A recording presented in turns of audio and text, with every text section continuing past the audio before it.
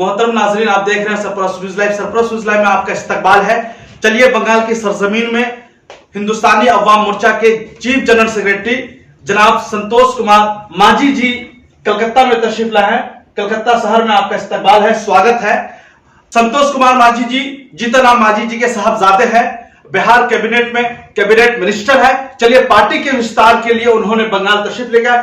क्या मुद्दा है, किस तरीका से आए हैं, नहीं, हम डायरेक्ट के सवाल का जवाब लेंगे। मगर उससे पहले मैं एक चीज बताते चलूं, जो 2021 का विधानसभा मगरी बंगाल में इलेक्शन हुआ था, उसमें हिंदुस्तानी अवाम मोर्चा की पार्टी ने जबरदस्त तरीके से बड़े पैमाने का आजमाई किया था। भले इनके हिस्से में एक भी सीट नहीं आई, मगर इन्होंने अपनी बड़े पैमाने पे मौजूदगी दर्ज की थी। और इनका आगे का लक्ष्य क्या है, आगे कारपोरेशन इलेक्शन लड़वाना चाहते हैं, लोकसभा इलेक्शन लड़ना चाहते हैं। और उन्होंने बताया, हम उनकी जबान से खुद ही जानेंगे कि मैं भी किसी के साथ बंगाल में हम अलायंस में भी जा सकते हैं। सबसे पहले हम बात करते हैं संतोष कुमार मांझी जी, आपका स्वागत है सरफराज न्यूज चैनल में। आज बंगाल में आने का मकसद क्या है, नहीं है, हम डायरेक्ट इस सवाल का जवाब देते हैं संतोष कुमार मांझी जी से, जो बिहार कैबिनेट के मिनिस्टर है, जाति जनजाति अनुसूचित जाति के। जी, बहुत धन्यवाद। आपके माध्यम से मैं यहाँ के सभी लोगों को बधाई देता हूँ, शुभकामना देता हूँ।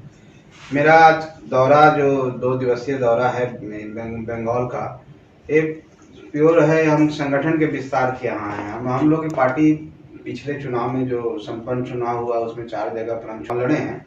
हमारी उपस्थिति हमने दर्ज की है उन सभी जगह पर। और उसके बाद हमारे पार्टी का निर्णय हुआ, मेरे राष्ट्रीय अध्यक्ष जी ने निर्णय लिया कि हम लोगों को बंगाल में अपना विस्तार करना है, संगठन को मजबूत करना है, ताकि आने वाला समय में जो भी चुनाव आएगा उसमें हम भाग ले सकें और अपने आप को मजबूत कर सकें। उसके लिए कार्यकर्ताओं का निर्माण करना है, और कार्यकर्ता निर्माण करने के लिए अच्छी टीम चाहिए। उसी क्रम में यहाँ पर हमने प्रदेश अध्यक्ष का चुनाव किया है। सतद्रुत राय जी हैं, जो हमारे नव निर्वाचित प्रदेश अध्यक्ष है।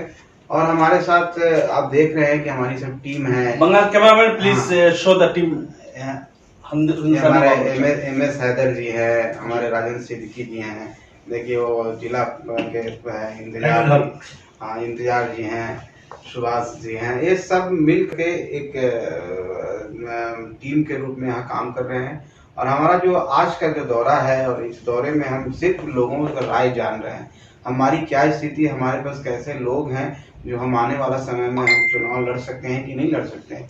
हम मतलब हम पार्टी वो है, और हम जो बात कर रहे हैं, हमारी जो पार्टी के स्तर पर जो हम बात कर रहे हैं लोगों से, ये बहुत उत्साहजनक है। और लोगों में जो ऊर्जा देखा है, पार्टी के प्रति जो कमिटमेंट देखा है, जो हमारे राष्ट्रीय अध्यक्ष आदरणीय श्री जीतन राम मांझी जी, जो बिहार के पूर्व मुख्यमंत्री हैं, उनके जो आदर्श है, उनका जो सिद्धांत है, और गरीबों की लड़ाई और जो लड़े हैं 40 साल 42 सालों से, जो अपने राजनीतिक जीवन को में संघर्ष से एक अच्छे मुकाम पर, जो राजनीति का जो ऊंचा मुकाम होता है उन्होंने हासिल किया है, वो दर्शाए जीवन में लोगों के लिए नजीर पेश किया है कि गरीब व्यक्ति, एक गरीब समाज से आकर के व्यक्ति राजनीति कर सकता है, अगर उसके अंदर इच्छा शक्ति हो और दृढ़ कल्पना हो कि हम आगे बढ़ सकते हैं, उड़ने की उसकी इच्छा हो। तो उसी सिलसिले में हम यहाँ आए हैं। सर्वप्रथम हम अपना पार्टी का विस्तार करना चाहते हैं, संगठन को मजबूत करना चाहते हैं, हम हर जिले में आगे बढ़ना चाहते हैं। उसके बाद फिर हमारी आगे की रणनीति होगी कि हम किस तरह से यहाँ पर मेरी भूमिका होगी। संतोष जी, यहाँ से एक रुकना चाहेंगे कि हिंदुस्तान में अभी जो मौजूदा टू टर्म से जो सरकार चल रही है, एनडीए की सरकार, हम ये देखते हैं कि सरकार में जो दलितों के साथ जो है बहुत ज्यादा न्याय नहीं हो रहा, अन्याय हो रहा है। इसके बारे में क्या बोलते हैं, इसलिए कि आप सरकार में भी है, बिहार में, एनडीए में। मगर मैं देखता हूं कि मांझी जी को फिर जब बात आती है दलितों की, जब बात आती है पिछड़ों की, जब बात आती है अकलियत की, माइनॉरिटी की, तो बड़े पैमाने पर अपनी बात रखते हैं। तो क्या ये सिलसिला कायम रहेगा या नहीं रहेगा, या टाइम टू टाइम बदलता रहेगा? चलिए, इस सवाल का जवाब लेते हैं संतोष कुमार मांझी जी से, जो बिहार सरकार में मंत्री है। देखिए, जीतन राम मांझी एक ऐसे व्यक्ति का नाम है, एक ऐसे व्यक्तित्व है जो बेबाकी से अपनी बात रखते हैं। कहने का मतलब है कि जब जो बात उनको ये लगता है, और लगता नहीं है, जो बात सच होता है, अगर कोई गलत है तो उसको इंगित करना है। हमारी पार्टी साफ तौर पर कही है कि हम गठबंधन में हैं, और गठबंधन में इसलिए हैं कि बिहार के विकास के लिए हैं, गरीबों के उत्थान के लिए हैं, और गरीब के एडवोकेसी हम करते हैं। हिंदुस्तानी अवाम मोर्चा सेकुलर गरीबों की पार्टी है, गरीबों के लिए बनी है, हमने साफ कहा है कि अगर उनके लिए आवाज उठाना है, उनके उनके ऊपर कोई कष्ट हो रहा है, तो हो सकता है कि वो कष्ट से कहीं न कहीं हमारे गठबंधन धर्म जो होता है उसमें कोई परेशानियां होती है, तो हम आग्रहपूर्वक आपको इंगित करते रहेंगे और उनके विकास के लिए उनकी लड़ाई, जो उनके दुख दर्द की लड़ाई, हमेशा हिंदुस्तानी अवाम मोर्चा से लड़ता रहेगा। अभी सबसे बड़ा हिंदुस्तान में जो इलेक्शन बाकी है, यूपी का इलेक्शन बाकी है, जो 448 हमारे ख्याल से विधानसभा है ऑलमोस्ट, वहां पर पूरे देश भर की जितनी पॉलिटिकल पार्टियां, सबकी नजर उनके ऊपर है। मगर जिस तरीका से यूपी में वोटों को पोलराइज करने की कोशिश की जा रही, जैसे कि पॉपुलेशन कंट्रोल कानून ला करके, तो इस पर हमने देखा है कि माननीय नीतीश कुमार जी ने बड़े पैमाने बोला कि कानून लगाने वगाने से कुछ होने वाला नहीं है, इसी वक्त होगा जब हम महिलाओं को शिक्षित करेंगे, तालीम देंगे, उसको मेन स्ट्रीम में लेकर के आएंगे। तो हमने देखा कि इस नीतीश कुमार जी से ताल मिलाते हुए माननीय एक्स चीफ मिनिस्टर साहब जीतन राम मांझी जी ने बोला कि जो नीतीश जी जो बोले वो बिल्कुल सही बोले, कानून बनाने से कुछ नहीं होता जब तक हम महिलाओं को अवेयर नहीं करेंगे, जब तक महिलाओं को शिक्षित नहीं करेंगे, एजुकेटेड नहीं करेंगे। तो ऐसी सूरत हाल में योगी जी ने जो बोला है कि 1 बनाइए तो इनाम देंगे, 2 बनाइए तो कुछ नहीं, इस तरीका से जो है, आप इसके बारे में क्या बोलते हैं? हम डायरेक्ट इस सवाल का जवाब लेते हैं जो बिहार के मंत्री है संतोष कुमार मांझी जी से। देखिए, जितने भी दुनिया में विकसित देश हैं, जनसंख्या उनकी कम है। अलग बात है कि हमारे देश में जनसंख्या बहुत ज्यादा है, लेकिन जनसंख्या को अगर हम पॉजिटिव वे में लें तो उसको हमारे पास जितने वर्क फोर्स हैं, जितने लोग हैं, उनको अगर कंस्ट्रक्टिव वे में उनको सही तरीके से करें तो एक अलग ही मामला होगा, विकास में वो सहयोग कर सकते हैं। जहाँ तक हम लोग का स्टैंड है इस पर, माननीय नीतीश कुमार जी हमारे जो मुख्यमंत्री हैं, उनका स्टैंड साफ है कि वो भी मानते हैं इस बात को कि जनसंख्या एक कारण है विकास में। जनसंख्या में वृद्धि लोगों को परेशानी होती है, लेकिन जनसंख्या का नियंत्रण आप किसी कानून से और डंडे से नहीं कर सकते हैं। जनसंख्या का नियंत्रण हम जागरूकता से लोगों के बताने की कोशिश करेंगे कि कितनी परेशानी होती है। आज आप भी देखे होंगे हर समाज में जो छोटे परिवार होते हैं और सुखी परिवार होते हैं, लेकिन अगर ये कहना चाहेंगे हम कि आपको नहीं, कानून से आपको कम करेंगे, तो गलत बात है। मतलब डंडे से हटा करके पॉपुलेशन कंट्रोल नहीं कर सकते? जी, एकदम डंडे से नहीं कर सकते हैं, उसको समझा के कर सकते हैं। उनको यूपी के तो बहुत सारे बीजेपी के एमएलए और मंत्री इसमें रिडार में आके, उनके बारे में क्या सबसे पहले उनको इस्तीफा देनी चाहिए कि नहीं? बच्चे देखिए, जिनके 2 से ज्यादा बच्चे हैं जी, मैं ये बोल रहा हूँ, नैतिकता के बिना पर योगी जी ने ये फरमान जारी किया है, तो सबसे पहले वो एमएलए को रिजाइन दे देनी चाहिए, वो मंत्री को रिजाइन दे देनी चाहिए, डबल स्टैंडर्ड की पॉलिसी नहीं रहनी चाहिए। देखिए, आदरणीय योगी जी को अपना जो उन्होंने कानून लाया है, चाहे कानून उन्होंने जो वकालत की है जिस बात के लिए, अब उनका आंतरिक मामला है, अगर इस तरह है तो उनको समझ। मोदी जी हमेशा पॉपुलेशन को पॉजिटिव बताया कि हिंदुस्तान की शक्ति है, पावर है, मगर अचानक क्या हो गया कि योगी जी मोदी जी के खिलाफ जाने लगे? नहीं, ऐसा कोई बात नहीं होगी। नहीं, मोदी जी हमेशा अपने स्पीचेस में बोले हैं, फॉरेन में जाकर के बोले कि हमारी पावर, हमारी पॉपुलेशन है, हमारी शक्ति। और ये सच्चाई कि हिंदुस्तान की जितनी आबादी है, नासा में हिंदुस्तानी है, यूएसए में समझिए कि डॉक्टर्स जो है पूरे हिंदुस्तान के डॉक्टर्स है, पूरे गल्फ कंट्री में हिंदुस्तान के इंजीनियर बैठे हुए, तो कहीं ना कहीं पूरे देश भर में हम तो काम अंजाम दे रहे हैं। हमको नहीं लग रहा है कि पॉपुलेशन। देखिए, हम इस पर अपना स्टैंड क्लियर कर चुके हैं, नीतीश जी के स्टैंड के साथ है। ये जाहिर सी बात है कि हिंदुस्तान तो युवाओं का देश है और माना जाता है कि युवाओं का देश है। जब युवा में ताकत होती है, होती है, ऊर्जा होती है, तो देश के कंस्ट्रक्टिव काम में वो आगे करेगा, और जो कंस्ट्रक्टिव काम होता है विकास के लिए द्योतक होता है। ठीक बात है, हम इतना ही कहना चाहते हैं कि जनसंख्या समस्या है, लेकिन जनसंख्या लड़ाई डंडे से नहीं होगी। यूपी का सर क्या प्लान है? यूपी के बारे में क्या सोचता? आपने बंगाल में तो अपनी टीम में सेटअप कर चुके हैं, हैदर साहब है, राजन सिद्दीकी साहब है, सामने में है और इस तरीके से विस्तार कर रहे हैं। मगर यूपी बड़ा स्टेट है, 80 लोकसभा की सीटें है, 440 ऑलमोस्ट जो है एमएलए है, तो वहां क्या ब्लूप्रिंट है? वहां भी लड़ेंगे या गठजोड़ करेंगे या फिर कैसे क्या? देखिए, उत्तर प्रदेश तो देश का दिल है और राजनीति की धारा दिशा 3-4 स्टेट है, बिहार, उत्तर प्रदेश, बंगाल का है, ये यहाँ से तय होता है जी। पार्टी के नाते एज ए पार्टी हम ये बोलना चाहते हैं कि हर पार्टी की इच्छा होती है कि विस्तार हो, विस्तार में वो राज्य इस देश का सबसे बड़ा राज्य हो, तो बहुत बड़ी बात है।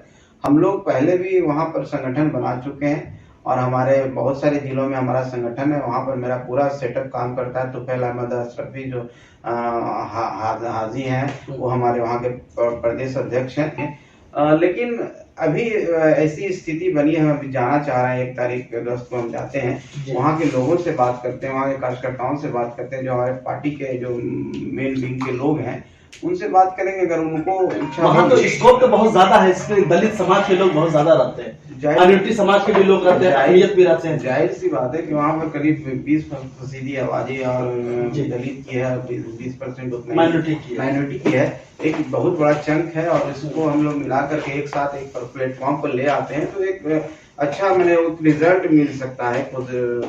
हर पार्टी चाहती है कि अपना विस्तार करे, हर पार्टी चाहती है कार्यकर्ताओं का निर्माण। आप एनडीए के साथ लड़ेंगे या एनडीए के अगेंस्ट में लड़ेंगे? देखिए अभी ऐसा कोई मुद्दा ही नहीं है, अभी तक हमारी आगे की रणनीति नहीं बनी है, इसलिए अभी आपको हम कोई जवाब नहीं दे सकते हैं। एक बात स्पष्ट आपको कर देना चाहते हैं, हिंदुस्तानी अवाम मोर्चा सेकुलर एक की अपनी एक आइडेंटिटी है, एक अपनी सोच है, अपनी आइडियोलॉजी है, उस आइडियोलॉजी पर चलती है।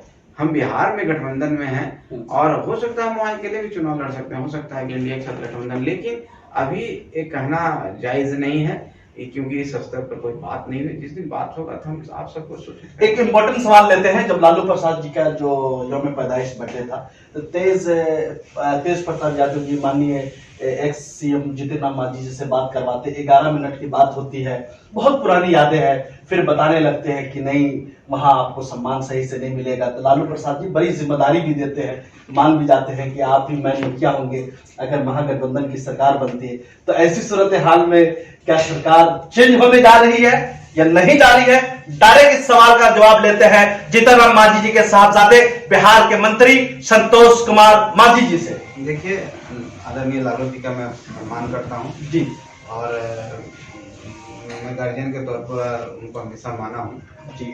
बात है हम लोग महागठबंधन में अच्छी कोऑर्डिनेशन थी, बीच में ऐसी कोई बातें आई है जिसके कारण हम लोग वहाँ से अलग हुए हैं। और मैं इतना ही आप इस चैनल के माध्यम से बताना चाहता हूँ लोगों को कि देखिए बिहार के विकास के लोग आगे बढ़े हैं, पार्टी बनाए हैं, गरीबों के विकास के लिए, गरीबों की आवाज़ बुलंद करने के लिए। जहाँ तक मामला है लालू जी का, तो अभी हम लोग की पार्टी की ऐसी कोई सोच नहीं है, हम लोग एनडीए के साथ ही हैं, एनडीए के साथ मजबूती के साथ हैं और एनडीए एक अच्छे विकल्प के तौर पर बिहार में हो रहा है। आप देखिए होंगे कि 15 साल में बिहार की क्या स्थिति, आज अब बिहार जाकर देखेंगे तो इंफ्रास्ट्रक्चर के पूरा सैलाब से पूरा बिहार तो बह चुका है। देखिए ये प्रकृति आपदा है और हमेशा होता है, लेकिन आप ये चीज देखिए देखो मैनेजमेंट कैसा है और जिस मैनेजमेंट और जिस तरह से उस आपदा से हम निकल पाते हैं, ये लॉकडाउन कोरोना काल में भी तो बहुत बेहतर नहीं आप देखेंगे पूरे इंडिया से तुलना करें तो बिहार में आप आज भी देखेंगे वैक्सीनेशन का रेट आप देखें, आप ये देखें कि किस तरह डेथ रेशियो की बात करें या कोई भी चीज हो, किसी भी इंडिकेटर में आप करेंगे तो बिहार आपको नजर आएगा। ये नहीं कर रहे हैं कि किसी में अव्वल भी आएगा, किसी में 5-6 पोजीशन पर ही आएगा। अब स्टेट से तुलना कर लीजिए आपको समझ में आएगा। तो बिहार जो पहले था और खास करके नीतीश कुमार जी जो माननीय मुख्यमंत्री हमारे एक एबल व्यक्ति हैं, कि अच्छे एडमिनिस्ट्रेटर हैं, उनको समझ उनको तो समझिए कि आजादाना तौर पर फैसला लेने की इस बार आजादी नहीं है, उनके ऊपर तो बैठा दिया गया, मुसल्लत कर दिया गया। पहले तो थे, इससे पहले ये मैं जानता हूँ, मगर इस बार सब चीज बराबर नहीं चल रहा, आप भी जानते हैं। ऐसी कोई बात नहीं। देखिए गठबंधन की जब सरकार होती है जी, 4 पार्टियों की सरकार है तो 4 विचार है, हर पार्टी के अपनी विचार होते हैं, अपनी विचारधारा होती है, हर व्यक्ति एक परिवार में हर व्यक्ति का अपने अपने व्यूज होते हैं, लेकिन परिवार का जो मुखिया होता है सब को लेके चल रहा है। इसमें हमारे नीतीश कुमार जी माननीय मुख्यमंत्री जी को महारत हासिल है और हर में बातें आती रहती है, कुछ न कुछ लोग बोलते रहते हैं, लेकिन हम एज सरकार के मंत्री के तौर पर बता सकते हैं कि सरकार में ऐसी कोई परेशानी नहीं, सरकार बहुत अच्छी तरह से चल रही है और कोई भी एक छोटा सा भी एक 0% टॉलरेंस वहाँ नहीं है कि कोई भी किसी चीज के लिए कोई प्रेशर कर सकता है नीतीश कुमार जी। नीतीश कुमार जी अपने तरीके से सरकार चलाते हैं, न्याय करते हैं, विकास पूरे न्याय के साथ होना है, उसमें कहीं वट नहीं है। बंगाल में कारपोरेशन म्युनिसिपैलिटी के चुनाव होने हैं, इसके बारे में क्या ब्लूप्रिंट है प्लीज? देखिए तो पहली आपको बता चुके हैं कि हम लोग अभी विस्तार से थोड़ा सा, इसलिए कि ये समझिए कि लोकल बॉडी का इलेक्शन है, यही मेन इलेक्शन की तरफ फोकस किया जाता है। जाहिर सी बात है हर चुनाव अहम होता है जी, और पार्टी जब है तो पार्टी को राजनीतिक पार्टी को तो चुनाव में भाग लेना ही चाहिए। चुनाव में भाग लेने से कार्यकर्ताओं का निर्माण होता है, संगठन का विस्तार होता है। तो हम भी चाहेंगे, हम भी इसी पॉसिबिलिटी में आए हैं, इसी संभावना को तलाश रहे हैं कि हम भी आने वाला चुनाव में निकाय का जो चुनाव है, लोकल बॉडी का जो चुनाव है, उसमें हम भाग ले सकें। और उसी सिलसिले में अपने साथियों से डिस्कशन कर रहे हैं। अब इनकी क्या राय है, और ये ज्यादा हमसे ज्यादा बेहतर ये बता सकते हैं, क्योंकि लोकल स्तर पर ये काम कर रहे हैं कि हम किस पर्टिकुलर जगह में हम मजबूत हैं, हमारी वहाँ पर क्या स्थिति है। उस स्थिति का आकलन करने के बाद हम ये आकलन कर सकते हैं कि हम कितने जगह पर यहाँ चुनाव लड़ सकते हैं और हम जो अच्छे से कहीं पर जीत सकते हैं। तो उस तरह से कैंडिडेट का चुनाव, लेकिन इतना आश्वस्त आपको हम करा देना चाहते हैं कि हम लोग आने वाला चुनाव में भाग लेने जा रहे हैं और बहुत मजबूती के साथ भाग लेने जा रहे हैं। बहुत बहुत शुक्रिया डॉक्टर संतोष कुमार माझी जी। हमने बहुत सारे सवाल पूछे, पार्टी के विस्तार के मुतालिक पूछा और प्लस आइडियोलॉजी के मुतालिक पूछे, दलित और अकलियत उनके बारे में उन्होंने क्लियर रूप में बताया कि माननीय जीतन राम माझी जी का ये उद्देश्य है, ये मकसद है, ये अपर लिमिट में आया, काम करे, सब चीज से करे। तीसरी इंपॉर्टेंट बात उन्होंने लालू प्रसाद जी के बारे में बताया कि वो हमारे अच्छे ताल्लुकात है, सब चीज है, मगर सरकार इस बार हम लोग नहीं तोड़ रहे। मगर ठीक है, ये सब तो सियासत में कभी भी कुछ भी मुमकिन है, ये होता रहेगा। और इनका अभिलक्ष्य है बंगाल के कारपोरेशन इलेक्शन, म्युनिसिपैलिटी के इलेक्शन में अपने पार्टी को कैंडिडेट को खड़ा करना। तीसरी, इनके ऊपर बहुत चीफ जनरल सेक्रेटरी हम के होने की वजह से बड़ी जिम्मेदारी है कि पार्टी का विस्तार कैसे हो, पार्टी पूरे हिंदुस्तान में कैसे फैले फूले। और इसी लक्ष्य के तहत इनका दौरा यूपी में भी होने वाला है। और यूपी में आप जानते हैं कि जात पात की राजनीति बड़े पैमाने पे है, दलित समाज के लोग बहुत बड़े पैमाने पर रहते हैं, अकलियत समाज के लोग बहुत बड़े पैमाने पर आते हैं। दलित के साथ नाइंसाफियां भी यूपी में बहुत ज्यादा होती है। बिहार के बनस्बत बिहार में तो जीतन राम मांझी और रामविलास जी आप नहीं रहे, वो सब जब थे तो बहुत काफी काम हुआ। मगर यूपी में मायावती और चंद्रशेखर होने की वजह से भी मगर हमेशा कहीं ना कहीं किसी दलित के साथ रेप हो जाता है, बलात्कार हो जाता है, बाल नोच करके उनको मारा जाता है। तो ये सब नाइंसाफी नहीं होनी चाहिए। हमारा संविधान, हमारा कानून ये नहीं बताता है किसी के जाति के नाम पर उसके साथ ज्यादती हो, जुल्म हो। इसी जाति जुल्म को खत्म करने के लिए संतोष कुमार माझी जी, जीतन राम माझी जी के मैसेज को लेकर के बंगाल आए, बंगाल से यूपी जाएंगे। मैसेज है हर किसी को तरक्की मिले, हर किसी को रोजगार मिले। कोरोना काल में हम लोग एक दूसरे के लिए सपोर्ट बने, एक दूसरे के लिए ताकत बने। यही हिंदुस्तान की ओरिजिनल शक्ति है। हिंदू मुस्लिम सिख ईसाई सब है भाई भाई। आप देखते रहिए सरफराज न्यूज लाइव को। ये आपका चैनल है, यह गरीबों का चैनल है, यह मजलूमों का चैनल है, यह दलितों का चैनल है, यह अकलियतों का चैनल है, कि उस वक्त तक जो लोग भी परेशान हाल है, जरूरतमंद है, हर उन लोगों की बगैर जात धर्म की हम बात उठाते हैं, उठाते रहेंगे। अगर आपने अभी तक सरफराज न्यूज लाइव को सब्सक्राइब नहीं किया तो जरूर कर लीजिए। हम आपके दरमियान आते हैं, आते रहेंगे। माननीय मंत्री जी का बहुत बहुत शुक्रिया हमारे साथ वक्त निकालने के लिए, वक्त देने के लिए। Thank you very much.